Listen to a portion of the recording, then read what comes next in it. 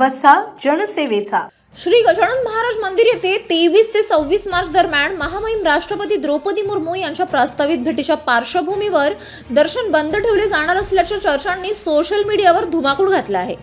मात्र या सर्व चर्चा निराधार असून कोणत्याही प्रकारे सर्वसामान्य भक्तांना दर्शनापासून वंचित ठेवण्याचा निर्णय झालेला नाही, असे शेगाव संस्थानने ठामपणे स्पष्ट केले आहे।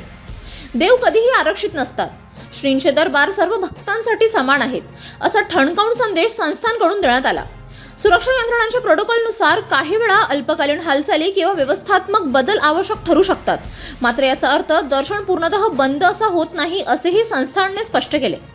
अफवांमुळे भाविकांमध्ये संभ्रम व अनावश्यक नाराजी निर्माण होत असल्याबद्दल संस्थानने खंत व्यक्त केली आहे। कोणतीही अधिकृत माहिती केवळ संस्थांच्या अधिकृत माध्यमातूनच जाहीर केली जाईल। भाविकांनी अपप्रचाराला बळी न पडता शांतता व संयम राखावा, असे आवाहन करण्यात आले आहे। City news. बातम्या व जाहिरातीकरिता संपर्क मोबाईल क्रमांक 9822 72 0784।